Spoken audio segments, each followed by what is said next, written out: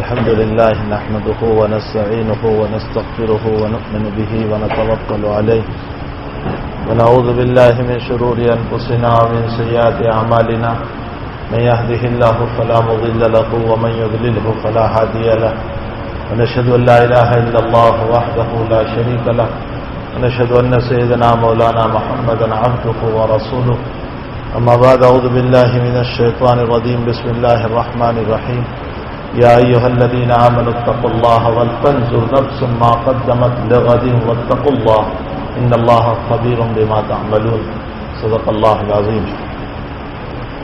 بزرگوں، بھائیو، دوستو، عزیزو، آتے ہوئے مجھے حضرت علی کی ایک بات یاد آئی. عرفت ربی بفسق العزائم، میں نے اپنے رب کو پہچانا اپنے ارادوں کے ٹوٹنے سے. میں چلا تھا گھر سے 11 بجے، میں نے سوچا تھا 12:15 کو پہنچ جاؤں گا، لیکن راستے میں ٹرافک اور مسائل ایسے بنتے گئے کہ اس وقت پہنچا. حضرت علی فرماتے ہیں کہ انسان کے ارادے جب ٹوٹتے ہیں تو اس سے پتہ چلتا ہے کہ اس کے پیچھے اللہ کی ذات ہے، اللہ کی طاقت ہے. عرفت ربی بفسق العزائم، میں نے میرے رب کو پہچانا میرے ارادوں کے ٹوٹنے سے. ظاہر سی بات ہے کہ انسان کی ساری مشیت، ساری چاہتیں پوری نہیں ہوتی ہیں، اللہ ہی کی چاہتیں پوری ہوتی ہے. اللہ ہی جو کرتا ہے وہی ہوتا ہے.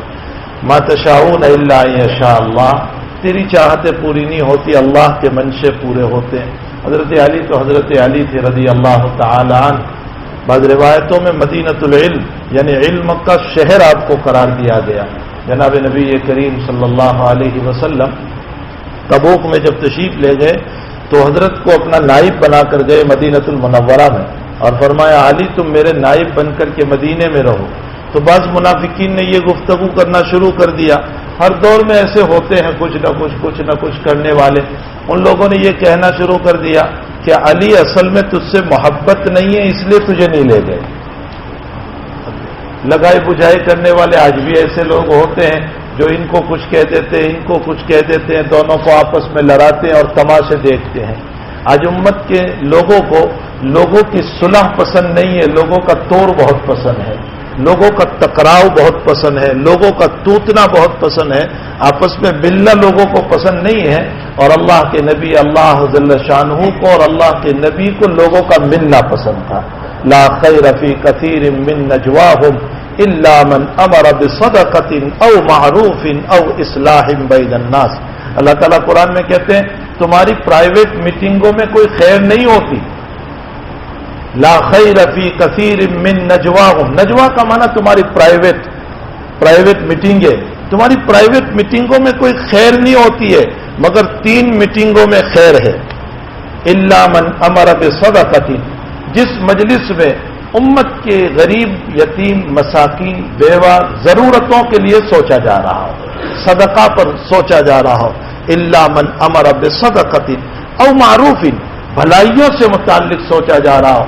امت میں دین کیسے زندہ ہو، امت میں اللہ کا تعلق کیسے پیدا ہو، امت میں اللہ سے ربط کیسے پیدا ہو، امت میں صلاح و فلاح کیسے آئے، امت میں تقوی کیسے زندہ ہو، اس کے لیے جو میٹنگ ہوتی ہے وہ اللہ تعالیٰ کو پسند ہے، وہ خیر والی ہے. او اصلاح بین الناس، یا وہ میٹنگ جو 2 آدمیوں کے درمیان، 2 فیملی کے درمیان، 2 بھائی کے درمیان صلح کے لیے قائم کی گئی تاکہ ان دونوں میں صلح ہو جائے. صلح کا مقام اتنا اونچا ہے کہ بعض جگہوں پر صلح کرانے کے لیے اللہ کے نبی خود پیدل چل کر وہاں صلح کرانے گئے. آپ انداز لگائیں کوبا کے اندر ایک مسئلے میں صلح کی ضرورت تھی. مدینۃ المنورہ سے کوبا 7-8 کلومیٹر، اب تو مل گیا ہے، اس زمانے میں 7-8 کلومیٹر ہوتا تھا. حضرت پیدل 7-8 کلومیٹر چل کے کوبا کے اندر صلح کرانے گئے اور حضرت بلال مؤذن رسول کو یوں کہہ کر گئے کہ بلال ظہر کا وقت ہو جائے اور میں نہ آ سکوں تو ابو بکر کو کہنا کہ نماز پڑھا دیں. صدیق اکبر رضی اللہ تعالیٰ عنہ کے پاس ظہر کا وقت ہوا، بلال تشریف لائے کہ حضرت کا یہ حکم ہے آپ نماز پڑھا دیجئے، وقت ہو گیا ہے. صدیق نماز پڑھانے کھڑے ہوئے اور اتنے میں اللہ کے نبی تشریف لے آئے. نماز شروع ہو چکی ہے اور اللہ کے نبی تشریف لے آئے. لوگوں نے تالیاں بجائی تاکہ اطلاع کریں کہ حضرت تشریف لے آئے ہیں. لیکن صدیق قرآن پڑھنے میں اتنے مشغول تھے کہ ذہن اس طرف نہیں گیا تو اور تالیاں لوگوں نے بجائی. تب صدیق سمجھے کہ اچھا نبی کریم صلی اللہ علیہ وسلم تشریف لے آئے. کنکھیوں سے دیکھا تو حضرت موجود ہے. صدیق پیچھے ہٹنے لگے تو حضرت نے اشارہ کیا ٹھہرے رہو اپنی جگہ, نماز پڑھاتے رہو. تو صدیق اکبر نے یوں ہاتھ اٹھا لیے اور پھر پیچھے ہٹ گئے. اللہ کے نبی علیہ السلام مصلی پر تشریف لائے, نماز پڑھائی. اس میں فقہی مسائل ہے اپنی جگہ پر جو یہاں بیان کرنے کی ضرورت نہیں, اس کے لیے آپ کو مدرسے میں آنا پڑے گا, تب وہ مسئلے سب سمجھ میں آئیں گے کہ یہ چلنا, یہ پھرنا, یہ اشارے, یہ سب مسئلے کتابوں کے یہاں سمجھ میں نہیں آئیں گے, اس کی ضرورت نہیں ہے یہاں. بہرحال مجھے تو یہ واقعہ اس لیے کہ بیچ میں ذہن میں آ گیا تو پیچھے ہٹ گئے. نبی علیہ الصلوۃ والسلام نے نماز کے بعد فرمایا ابو بکر ہم نے تم کو اشارہ کیا تھا کہ پڑھاتے رہو, پھر بھی تم پیچھے کیوں ہٹ گئے؟ فرمایا حضرت ابن ابی قحافہ, ابو قحافہ کا بیٹا ابو بکر, اس میں ہمت کہاں کہ اپنے نبی کے آگے کھڑا رہے, یہ کہاں کھڑا رہ سکتا ہے اپنے نبی کے آگے. بہرحال اللہ کے حبیب پاک صلی اللہ علیہ وسلم صلح کے لیے 7 کلومیٹر چل کر کے تشریف لے گئے. امت کو اس بات کی تعلیم دی تمہاری وجہ سے 2 آدمی میں, 2 فیملی میں, 2 سوسائٹی میں جوڑ ہو جائیں, یہ خیر کی بات ہے بنسبت اس کے کہ تم لوگوں میں توڑ کراؤ. حتیٰ کہ روایتوں میں ہے کہ 3 جگہوں پر نبی علیہ السلام نے ضرورت کی بنیاد پر جھوٹ بولنے کی اجازت دی. ان 3 جگہوں میں سے ایک جگہ صلح کی بھی ہے کہ صلح کے لیے بھی جھوٹ بولنے کی اجازت دی. تمہارے جھوٹ سے 2 آدمیوں میں صلح ہو جاتی ہو, کسی کو جا کر یوں کہہ دو بھائی تم خاموں کا اس کے پیچھے پڑے ہوئے ہو اور وہ تو تمہارے لیے روزانہ دعا کرتا ہے, حالانکہ وہ کوئی دعا نہیں کرتا, لیکن وہ کم سے کم التحیات تو پڑھتا ہے نا نماز میں. اور نماز میں التحیات میں ہم سب کیا پڑھتے ہیں؟ وعلی عباد اللہ الصالحین, تیرے نیک بندوں کے اوپر بھی اللہ تیری رحمتوں. تو نیک بندوں میں وہ بھی آ گیا کہ نہیں جس سے اس کو دشمنی ہے, تو ہم اس کو یوں کہیں کہ بھائی وہ تو تیرے لیے روزانہ دعا کر رہا ہے اور تو اس کے پیچھے پڑا ہوا ہے. جھوٹ بھی نہیں ہوا, بات بھی ہو گئی اور اس کے دل میں اس کی محبت بھی آ گئی. ہماری اس طرح کی باتوں سے امت میں جوڑ پیدا ہو جائیں یہ بہتر ہے. اسی لیے جناب رسول اللہ صلی اللہ علیہ وسلم نے فرمایا, ارشاد سنو اللہ کے نبی کا, فرمایا جھوٹ بول کر صلح کرا دو, یہ بہتر ہے بنسبت اس کے کہ سچ بول کر امت میں توڑ کراؤ. ایسے سچ سے جس میں امت میں توڑ ہوتا ہو, یہ توڑ والا سچ بدتر ہے اس جھوٹ کے مقابلے میں جس سے امت میں صلح ہوتی ہے. بہرحال حضرت علی رضی اللہ تعالیٰ عنہ تو حضرت علی تھے. جب لوگوں نے یوں کہا کہ تجھے پیچھے اس لیے چھوڑ دیا کہ نبی کو تجھ سے محبت نہیں, تو حضرت علی چلے, راستے ہی میں تھے حضرت. فرمایا یا رسول اللہ آپ نے مجھے اس لیے چھوڑا کہ آپ کو مجھ سے محبت نہیں.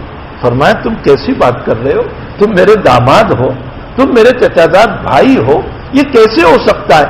میں نے تم کو اس لیے چھوڑا ہے کہ تم میری فیملی کے آدمی ہو اور میرے گھر والوں کی نگرانی کرو گے. اور پھر حضرت نے فرمایا انت منی بمنزلت ہارون من موسیٰ, تم تو میرے لیے ایسے ہو جیسے حضرت ہارون علیہ السلام موسیٰ علیہ السلام کے لیے تھے. کہ موسیٰ جب تشریف لے گئے تورات لینے کے لیے کوہ طور پر تو اپنا نائب حضرت ہارون کو بنا کر گئے, اسی طرح میں تمہیں اپنا نائب بنا کر کے جا رہا ہوں. فرق اتنا ہے تم میں اور ان میں کہ ہارون نبی تھے, تمہیں میرے بعد نبوت نہیں ہوگی, تم نبی نہیں ہو سکتے ہو. یہ پہلے ہی سے وضاحت کر دی, اس لیے کہ نبی علیہ السلام کو اللہ نے بتایا تھا تیری امت میں کچھ لوگ ایسے بھی پیدا ہوں گے جو علی کو نبی کہیں گے. اس لیے حضرت نے پہلے ہی سے وضاحت کر دی. پہلا حضرت علی رضی اللہ تعالیٰ عنہ کی فراست, آپ کے جملے, آپ کی باتیں عجیب و غریب, اسی لیے تو اقزام علی کے فیصلے بہت اعلیٰ. جس وقت رومن امپائر فتح ہوا تو رومن امپائر کے فتح کے موقع پر ایک بہت بڑا تاج جو بادشاہ کا تھا, سونے کا تھا, وہ ہاتھ میں آیا. اس میں 120 کلو سونا تھا. اب آپ تعجب کرو گے کہ وہ پہنتے کیسے ہوں گے. وہ پہنتے نہیں تھے جیسے یہ لائٹ لٹکائی ہے نا, ویسے ہی وہ یوں لٹکا کر رکھتے تھے اور نیچے جا کر بیٹھ جاتے تھے. یہ ان کا تاج پہننے کا مسئلہ ہو گیا. تو 120 کلو اس میں سونا تھا. حضرت عمر نے صحابہ سے فرمایا میرے جی میں آتا ہے کہ میں اس کو باقی رکھوں. یعنی اس کو جو ہے مجاہدین میں تقسیم نہ کرو، اس کو ایسے ہی رہنے دو تاکہ یادگار رہے، لوگ یاد کریں کہ نبی نے پیشین گوئی سنائی تھی اور اپنی حیات میں یوں فرمایا تھا کہ میری امت رومن امپائر کو فتح کرے گی اور ان کے سونے کے جواہرات اور ان کے سونے کے زیورات اور ان کے ہیرا اور موتی کی بہت ساری چیزیں یہ تمہارے ہاتھوں میں آئے گی اور ان کے کنگن تمہارے ہاتھوں میں آئیں گے، تم اس کو بطور یاد کے رکھے۔ صحابہ سے مشورہ کیا، حضرت علی سے جب مشورہ کیا تو حضرت علی نے جواب دیا، حضرت جیسے آپ کی رائے ہو، آپ امیر المؤمنین ہیں، ہمیں اس سے انکار نہیں، لیکن میری رائے اگر آپ مجھ سے پوچھ رہے ہیں تو میری رائے یہ ہے حضرت اسلام کی نشانی باقی رکھی جاتی ہے، کفر کی نشانی باقی نہیں رکھی جاتی، یہ تو کفر کی نشانی ہے، اس کو ہم باقی رکھ کر کے کیا کریں گے؟ حضرت علی نے فرمایا میرا نبی صحیح کہہ کر گیا، وَأَقْزَانَ علی، ہم میں بہترین فیصلہ کرنے والا علی ہے، آپ نے فرمایا اس کو مجاہدین میں تقسیم کر دو۔ اسی لیے بخاری شریف میں حضرت علی رضی اللہ تعالیٰ عنہ کا ایک جملہ حضرت الامام بخاری رضی اللہ تعالیٰ عنہ نے کتاب الرقاق میں نقل فرمایا، فرماتے ہیں الدنیا مدبرۃ والآخرۃ مقبلۃ، دنیا پشت پھیر کر جا رہی ہے اور آخرت سامنے آ رہی ہے۔ الدنیا مدبرۃ والآخرۃ مقبلۃ، دنیا جا رہی ہے، میں چھوٹا تھا، اب جوان ہوا، بڑا ہوا، برا ہوا، اتنے سال زندگی کے ختم ہو گئے، کل کو ہم قبر میں پہنچ جائیں گے، دنیا پشت پھیر کر جا رہی ہے اور آخرت سامنے آ رہی ہے۔ وَلِكُلٍّ مِّنْهُمَا بَنُونَ، کچھ دنیا کی بھی اولادیں ہیں، کچھ آخرت کی بھی اولادیں ہیں، کچھ دنیا کو بھی چاہنے والے ہیں، کچھ آخرت کو بھی چاہنے والے ہیں۔ پھر علی نصیحت کرتے ہیں تم کس کی اولاد بنو گے؟ علی کی یہ نصیحت ہمارے لیے بھی ہے، تم کس کی اولاد بنو گے؟ علی فرماتے ہیں فَكُونُوا مِنْ أَبْنَاءِ الْآخِرَةِ وَلَا تَكُونُوا مِنْ أَبْنَاءِ الدُّنْيَا، فرمایا آخرت کے بیٹے بنو، دنیا کے بیٹے نہ بنو، آخرت کے چاہنے والے بنو، دنیا کے چاہنے والے نہ بنو، اس لیے کہ دنیا فانی، اس کا چاہنے والا بھی فانی، آخرت باقی، اس کا چاہنے والا بھی باقی۔ اللہ تعالیٰ وہ بقا عطا فرمائے گا، وہ جنت عطا فرمائے گا، وہ خوشیاں عطا کرے گا، وہ مسرتیں عطا کرے گا، وہ شادمانیاں عطا کرے گا، وہ نعمتیں عطا کرے گا کہ مالا عین رأت ولا اذن سمعت ولا خطر علی قلب بشر، تمہارے دل پر کبھی ان خوشیوں کا، ان چیزوں کا تصور تک نہیں گزرا ہوگا، وہ نعمتیں اللہ تعالیٰ تمہیں عطا کرنے والا ہے۔ تو تم آخرت کے بیٹے بنو، دنیا کے بیٹے نہ بنو، دنیا کی اولاد نہ بنو۔ حضرت علی نے اپنے بیٹوں کو ایک مرتبہ بٹھایا، حسن کو، حسین کو اور اپنی جتنی اولاد تھی ان تمام کو بٹھا کر کے ایک نصیحت فرمائی اور یہ فرمایا میری اولاد، میں تمہیں ایک نصیحت کر کے جاتا ہوں، یاد رکھو تمہارے سامنے دین بھی ہوگا، تمہارے سامنے دنیا بھی ہوگی، تمہارے سامنے دنیا بھی ہوگی، اللہ کا رسول بھی ہوگا، تمہارے سامنے دنیا کی خوشیاں بھی ہوگی، جنت اور آخرت بھی ہوگی، تو تم کیا کرو گے ایسے موقع پر جب دونوں چیزیں سامنے آ جائیں؟ تم کس کو لوگے؟ یہ لوگے یا یہ لوگے؟ تم کس کو لوگے؟ فرمایا دنیا کو چھوڑ دینا، آخرت کو اختیار کر لینا، دنیا کو چھوڑ دینا، آخرت کو اختیار کر لینا۔ یہی وجہ ہے کہ بہت بڑا سوال ہوتا ہے کربلا کے واقعے کے اوپر، مجھے اس واقعے کی طرف نہیں جانا ہے، وہ تو سب آپ جانتے ہی ہے، اور نہ مجھے اس واقعے کو بیان کر کے وہ شیعوں کی طرح رلانے کی کوئی کیفیت پیدا کرنا ہے، اس واقعے کو سارے لوگ جانتے ہیں، لیکن ایک سوال اس پر ہوتا ہے کہ حضرت حسین رضی اللہ تعالیٰ عنہ صرف اتنا کہہ دیتے یزید میں تیرے ہاتھ پر بیعت کر لیتا ہوں، تو صحابہ نے بیعت کی تھی۔ عبداللہ ابن عمر رضی اللہ تعالیٰ عنہ، بخاری شریف کی روایت ہے، آپ نے بیعت کر لی، لوگوں نے آ کر فرمایا کہ حضرت آپ نے اس کے ہاتھ پر بیعت کر لی، عبداللہ ابن عمر نے فرمایا میرے نبی نے مجھ کو اختلاف کرنے سے منع کیا ہے، میرے نبی نے مجھ کو اختلاف کرنے سے منع۔ یزید بھی بیعت کر لے، یزید کے ہاتھ پر حضرت حسین بھی بیعت کر لیتے، کیا ہو جاتا؟ لیکن کیوں حضرت حسین نے بیعت نہیں کی؟ اگر حضرت حسین بیعت کر لیتے دنیا مل جاتی، عہدہ مل جاتا، نہ معلوم یزید کتنی دولت دے دیتا حضرت حسین رضی اللہ تعالیٰ عنہ کو، کتنے اونچے مقام پر بٹھا دیتا، ارے ان کی عزت اور فوقیت کے جل سے رکھتا، اس لیے کہ یزید کے لیے تو فخر کی چیز ہو جاتی کہ دیکھو حسین میرے ماننے والے ہو گئے۔ کیوں نہیں کیا حضرت حسین نے؟ اس لیے کہ یہاں باپ کی نصیحت سامنے آ گئی، بیٹے جب دنیا ایک طرف ہو اور آخرت ایک طرف ہو، فکونوا من ابناء الآخرہ، آخرت کے بیٹے بننا. حضرت حسین نے دیکھا کہ میں بیعت کر لوں گا, دنیا ملے گی, لیکن میرے نانا کا دین کہاں چلا جائے گا.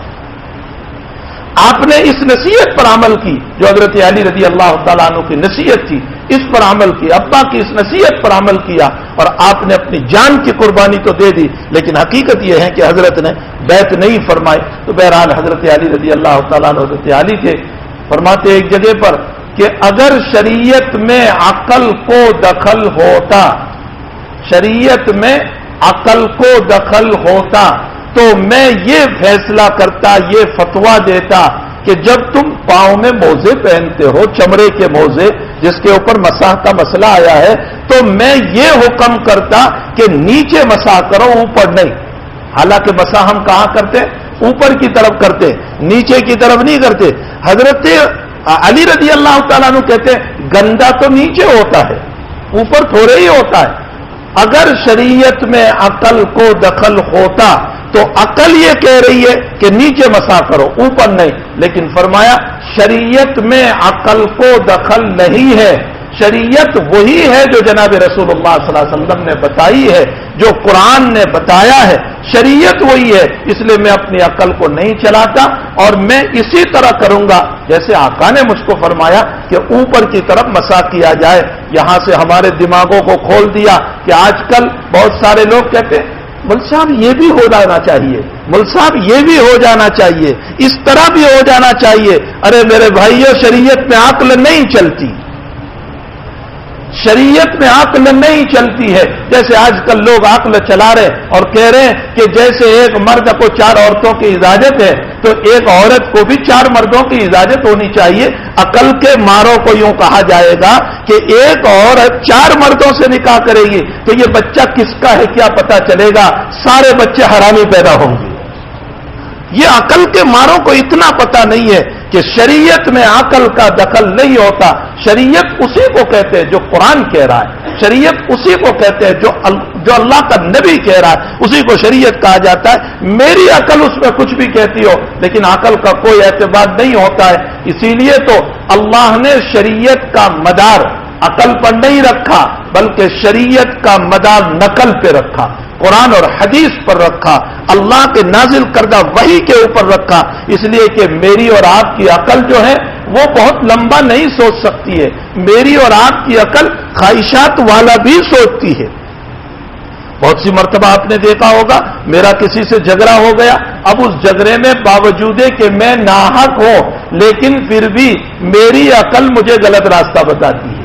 ناحق ہونے کے باوجود جو عقل خواہشات کے تابع ہو سکتی ہے وہ عقل شریعت کی بنیاد نہیں بن سکتی. ہاں, شریعت کے لیے مددگار ہو سکتی ہے, شریعت کو سمجھنے کے لیے مددگار بن سکتی ہے, باقی یہ کہ شریعت کی بنیاد اس پر نہیں ہو سکتی ہے. تو خیر بہرحال یہ تو بات سے بات یاد آ گئی, تو حضرت علی رضی اللہ تعالیٰ عنہ کی 2-4 باتیں نقل کر دی. میں نے قرآن کریم کی آیت پڑھی, یا ایھا الذین آمنوا اتقوا اللہ, اے ایمان والو تقوی اختیار کرو. عبداللہ ابن مسعود رضی اللہ تعالیٰ عنہ فرماتے ہیں کہ ایمان والوں بہت اونچا خطاب ہے. یہ ایسا ہی خطاب ہے جیسے کوئی اپنے لال کو کہے او میرے لال, او میرے بیٹے, او میرے نور نظر, او میرے لخت جگر. اللہ اتنے ہی پیار سے کہہ رہا ہے او میرے ایمان والوں, یا ایھا الذین آمنوا.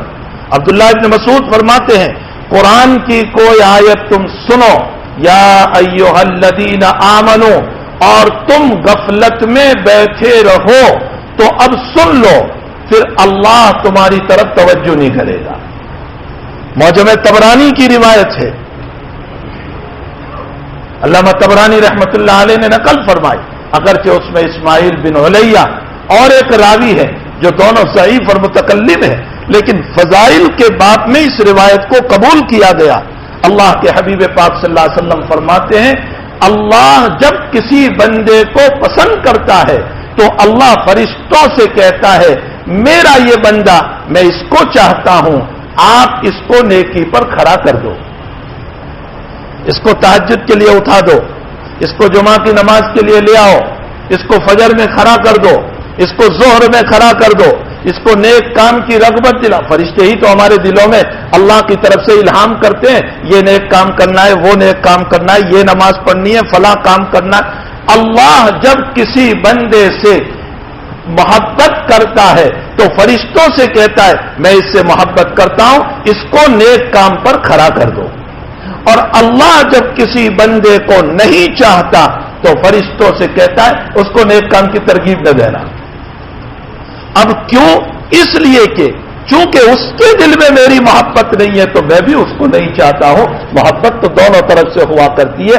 یہ اور بات ہے کہ بندہ جب سچا طالب بن جاتا ہے اور سچا جو ہے واقعتاً اللہ کو ماننے والا اور اپنے دل سے رجوع کرنے والا ہو جاتا ہے تو پھر اللہ تعالیٰ اس کو بھی اپنی طرف کھینچ لیتا ہے اور اپنے پیغمبر کے ذریعے سے کہلوا دیا کہ اگر تم سچے دل سے توبہ کرو گے تو میں تمہیں معاف کر دوں گا. ابھی ہمارے حضرت نے بخاری شریف کے سبق میں حضرت موسیٰ علیہ السلام کے حالات کا ایک واقعہ نقل کیا حضرت شیخ یونس صاحب نے. جو احباب وہاں حاضر ہوں گے انہوں نے سنا ہوگا کہ حضرت موسیٰ علیہ السلام کے زمانے میں کچھ لوگ حضرت موسیٰ کے پاس آئے، قحط پڑا ہوا ہے، دکار پڑا ہوا ہے، پانی نہیں آ رہا ہے اور پریشان ہے. لوگ آئے حضرت موسیٰ سے فرمایا دعا فرما دیجئے. حضرت موسیٰ قوم کو لے کر چلے میدان میں دعا کرنے کے لیے تاکہ اللہ سے بارش مانگے. وہی آئی موسیٰ یہ جو تو جماعت کو لے کر کے آیا ہوا ہے اس میں میرا کوئی بہت بڑا مجرم بندہ ہے جس کے اتنے گناہ ہے کہ اس آدمی کے ہوتے ہوئے میں دعا قبول نہیں کروں گا، میں بارش نہیں اتاروں گا، پہلے اس کو نکال اندر سے. تو حضرت موسیٰ کا اعلان ہوا بھائی جو اللہ کا مجرم بندہ ہو اور جنہوں نے ایسے بڑے گناہ کیے ہو وہ ہماری مجلس سے نکل جائیں تاکہ ہماری دعا قبول ہو. یہ اعلان ہوا، نکلا کوئی نہیں اور اتنے میں بارش شروع ہو گئی. موسیٰ علیہ السلام نے رب کریم سے پوچھا اللہ تو نے تو کہا تھا کہ وہ نکلے تو بارش برساؤں گا اور ابھی تو کوئی نکلا بھی نہیں اور تیری بارش شروع ہو گئی. فرمایا جب تیرا اعلان ہوا تو اس بندے نے مجھ سے صلح کر لی، اس بندے نے مجھ سے صلح کر لی اور اس نے مجھ سے معافی مانگ لی اور اس نے اپنی دعا میں یوں کہا اے اللہ آج تک تو نے ستاری کی ہے، ذلیل نہیں کیا، ابھی میں نکلوں گا تو لوگ مجھے کہیں گے نالائق خبیث تیری وجہ سے بارش رکی ہوئی ہے، دعا قبول نہیں ہو رہی ہے. اللہ تو مجھے ابھی ذلیل کرے گا، مجھے ذلیل نہ کر، مجھے ذلیل نہ کر، مجھے ذلیل نہ کر، میں توبہ کرتا ہوں تو بارش برسا دے. میرے بندے نے مجھ سے صلح کر لی. تو حضرت موسیٰ نے فرمایا رب کریم اس کو میرے پاس تو بھیج دے، میں دیکھوں تو صحیح کہ وہ کون ہے، میری ملاقات تو کرا دے. حق تعالیٰ نے فرمایا میرے بندے نے مجھ سے عہد کیا ہے میں اس کو تیرے سامنے بھی ذلیل نہیں ہونے دوں گا. میرے بھائیوں جب رب سے کوئی تعلق جوڑ لیتا ہے تو پھر اس کا معاملہ ایسے ہو جاتا ہے. یا ایھا الذین آمنو بہت اونچا خطاب ہے، اے ایمان والو، اے ایمان والو. یا ایھا الذین آمنو، اب ایمان کو ضرورت ہے پالش کی. دنیا میں کوئی بھی چیز ہوتی ہے اگر اس کو پالش نہ کرو تو وہ ختم ہو جاتی ہے. آپ کے گھروں میں اسٹیل لگی ہوئی ہے، اگر روزانہ صفائی اور پالش نہ ہو تو خراب ہو جاتی ہے. یہ کرسی اور ممبر ہے، اگر اس کی پالش اور صفائی نہ ہو یہ خراب ہو جاتا ہے. یہ لاؤڈ اسپیکر ہے، اگر اس کی صفائی اور پالش نہ ہو یہ خراب ہو جاتا ہے. دنیا کی ہر چیز کو پالش کی ضرورت ہے. اے ایمان والو تمہارے ایمان کو بھی پالش کی ضرورت ہے.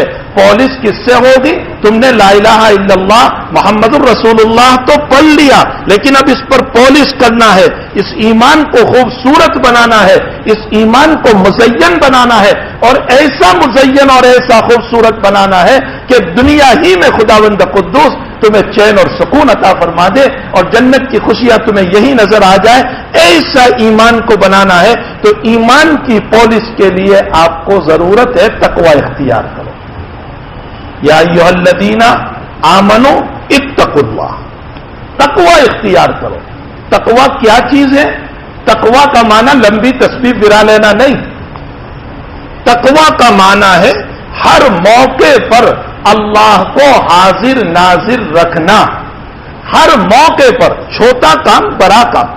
مجھے ابھی ایک صاحب نے مجھے ایک سوال کیا کہ وہ طالب علم تھی، مجھے انہوں نے یہ کہا کہ اللہ کے حبیب پاک صلی اللہ علیہ وسلم نے یوں فرمایا کل امر ذی بال لم یبدا بسم اللہ فهو ابتر، ہر وہ محتم بالشان کام، ہر وہ بڑا کام جو بسم اللہ سے شروع نہ کیا جائے وہ ادھورا رہتا ہے، ناقص رہتا ہے، برکت نہیں ہوتی اس میں. تو مجھے کہنے لگے کہ بڑا کام کون سا، چھوٹا کام کون سا؟ ایسی بات ہے کہ طالب علم کو تو طالب علمانہ حیثیت سے سوال ہوگا. وہ کہتے ہیں حدیث شریف میں کل امر ذی بال آیا تو بڑا کون سا چھوٹا کون سا؟ میں نے ان سے کہا مومن کا ہر کام بڑا ہے، حتیٰ کہ مومن کا ہگنا اور موتنا اور ٹوائلٹ میں جانا یہ بھی بڑا ہے. اسی لیے نبی نے فرمایا جب تم استنجا خانے میں جاؤ تو دعا سے پہلے بسم اللہ پڑھو، بسم اللہ اللہم انی اعوذ بک من الخبث والخبائث. یا بھی ہمیں بسم اللہ کو کہا گیا. جب تم کھانا شروع کرو، مومن کا کھانا بھی محتم بالشان ہے، اس کے پہلے بھی نبی نے بتایا بسم اللہ پڑھ کر کے کھانا شروع کرو. مومن کا ہر کام بڑا ہے، مومن کسی کام کو چھوٹا نہ سمجھے. حتیٰ کہ مومن کا ناخن کاٹنا بھی بڑا کام، مومن کا مونچھے کاٹنا بھی بڑا کام، مومن کا بال کٹوانا بھی بڑا کام. ان تمام میں بھی میرے آقا کی سنت کی رعایت ہوگی جو حضور پاک صلی اللہ علیہ وسلم نے ہمیں طریقہ بتایا. تو ایمان کی پالش تقوی سے ہے. تقوی کس کو کہتے ہیں؟ ہر چیز میں اللہ کو حاضر ناظر جان کر کام کرنا. چاہے میرا نفس اندر سے کہتا ہو اس کے پیسے دبا لو، کون دیکھ رہا ہے؟ یہ پیسے کھا جاؤ، کون جان رہا ہے؟ ارے یہ تو یتیم ہے، اس کے پاس تو دستاویز بھی نہیں ہے، میں اپنے نام پر پھرا لوں گا، کس کو پتا ہے؟ یہ اندر سے نفس کی شرارتیں ہیں. راستے میں چل رہا ہوں، میں دیکھ رہا ہوں، ارے مجھے کون دیکھ رہا ہے؟ میں تو چھپے چھپے دیکھ رہا ہوں. میں جو لڑکیوں کو دیکھ رہا ہوں مجھے کون دیکھنے والا ہے؟ ایسے موقع پر اللہ کا استحضار، اس کو تقویٰ کہا جاتا ہے. یا ایھا الذین آمنو، اے ایمان والو اپنے ایمان کا پالش کرو تقویٰ کے ذریعے سے. اچھا تقویٰ کے ذریعے سے پالش کیسے ہوگا؟ وَلْتَنْظُرْ نَفْسٌ مَا قَدَّمَتْ لِغَدٍ، اور دیکھتے رہے ہر نفس. کیا دیکھتے رہے؟ کہ آئندہ کے لیے تم نے کیا کیا، تمہارے فیوچر کے لیے، تمہارے مستقبل کے لیے. ہم میں سے کون ایسا ہوگا جو یہ نہیں سوچتا ہو میری اولاد کے لیے میں کیا کروں؟ ہر آدمی سوچ رہا ہے میری اولاد کے لیے میں کیا کروں. فرمایا تم دنیا کے مستقبل کو سوچ رہے ہو، اپنی ذات کا مستقبل تو سوچو، اپنی ذات کی آخرت تو سوچو. میرے قبر میں میرا کیا ہوگا، میرے حشر میں میرا کیا ہوگا، آخرت میں میرا کیا ہوگا. اگر اللہ نے یوں نظر پھرا لی اور یوں کہا میں تیری طرف نہیں دیکھنا چاہتا تو ہمارا کیا ہوگا؟ روایتوں میں ہے 3 آدمیوں کی طرف اللہ نظر نہیں کرے گا. ایک پجاموں کو تخنوں سے نیچے لٹکانے والا، جبوں کو تخنوں سے نیچے لٹکانے والا، پینٹ تخنوں سے نیچے لٹکانے والا. دوسرا اللہ کی قسمیں کھا کر کے جھوٹ بولنے والا. اور تیسرا جو لوگوں کے مال کو حرب کرنے والا. اللہ اس کی طرف نگاہ شفقت نہیں فرمائیں گے. ایک روایت میں آیا اللہ اس کی طرف نگاہ شفقت نہیں کریں گے جس نے اپنے پڑوسی کی عورت سے زنا کیا، اس لیے کہ پڑوسی نے تجھ پر بھروسہ کیا تھا، تو نے اس کا گھر مارا.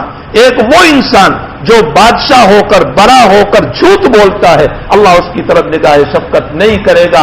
ایک وہ انسان جو بڑھاپے میں بھی زنا کر رہا ہے یا زنا کے طریق اختیار کر رہا ہے کہ جوان کرتا تو اس کے لیے تو ایک عذر بھی تھا کہ اس کی جوانی جوش مار رہی تھی. تیرا تو بڑھاپا آ چکا تھا، داڑھی سفید ہو چکی تھی، قبر تیرے سامنے تھی، پھر بھی تو نے اس کام کو نہیں چھوڑا. اللہ اس کی طرف نگاہ شفقت نہیں فرمائیں گے. تو ہم وَلْتَنْظُرْ نَفْسٌ مَا قَدَّمَتْ لِغَدٍ، ہم کل سے متعلق یہ سوچے کہ میں نے کیا تیاری کی ہے. میرے رب نے اگر منہ پھرا لیا، اپنا چہرہ نہیں بتایا اور یوں کہا میں تجھے دیکھنا نہیں چاہتا ہوں. روایت میں ہے کہ حوض کوثر پر اللہ کے نبی جب پانی پلا رہے ہوں گے تو اس موقع پر کچھ لوگ آئیں گے، فرشتے ان کو دھکے دیں گے. تو حضرت فرمائیں گے اصحابی یہ تو میرے ہیں، یہ تو میرے ہیں، آنے دو. تو فرشتے کیا جواب دیں گے؟ یا رسول اللہ انک لا تدری ما احدثوا بعدک، اللہ کے حبیب آپ کو نہیں معلوم ہے کہ آپ کے دنیا سے جانے کے بعد ان لوگوں نے آپ کی شریعت کو کھلونا بنایا تھا. یہ منمانی شریعت بنانے والے تھے. جو آپ نے نہیں کہا تھا اس کو بھی شریعت بنایا، جو آپ سے ثابت نہیں تھا اس کو بھی شریعت بنایا. جو آپ کے قول اور فعل سے ثابت نہیں، جو آپ کی زندگی سے ثابت نہیں، اس کو بھی انہوں نے شریعت بنایا تھا، جس کو شریعت میں بدعت کہا گیا۔ کل بدعت ضلالہ وکل ضلالۃ فی النار، فرمایا یہ وہ طریق کر رہے تھے جو آپ سے ثابت نہیں تھے۔ اللہ کے حبیب فرمائیں گے پھر میں بھی یوں کہہ دوں گا سحقن سحقن، دور ہو جاؤ دور ہو جاؤ۔ اب وہاں جو لفظ بخاری میں آیا ہے وہ میں تمہیں سنانا چاہتا ہوں، وحال بینی وبینہم، وحال بینی وبینہم، فرمایا پھر میرے اور ان لوگوں کے درمیان ایک پردہ ڈال دیا جائے گا۔ بخاری کا یہ لفظ بتا رہا ہے، معلوم یہ ہوتا ہے کہ نبی کی زیارت سے بھی محروم کر دیے جائیں گے، اللہ کے نبی کی زیارت سے بھی محروم کر دیے جائیں گے۔ قرآن اس لیے کہہ رہا ہے وَلْتَنْظُرْ نَفْسٌ مَا قَدَّمَتْ لِغَدٍ، آئندہ کی تیاری کر، جو دنیا جا رہی ہے، تجھے اپنے مستقبل کی تیاری کی ضرورت ہے۔ ان اللہ خبیر بما تعملون، اللہ تعالیٰ خوب باخبر ہے تیرے اعمال سے۔ اللہ جل شانہ ہم تمام کو اپنی آخرت کی تیاری کی توفیق نصیب فرمائے۔ وَلِمَنْ خَافَ مَقَامَ رَبِّهِ جنتان جو ہے نا، اس کی تفسیر تشریح علماء نے بہت کچھ فرمائے، لیکن حکیم الاسلام حضرت قاری طیب صاحب نور اللہ مرکزہ نے جو تشریح کی ہے میں اس کو ایک لکیر میں بیان کروں۔ حضرت نے فرمایا کہ جو اللہ سے ڈرتا ہے، اللہ کا خوف اختیار کرتا ہے، اللہ اس کو 2 جنتیں دیں گے، جنتان۔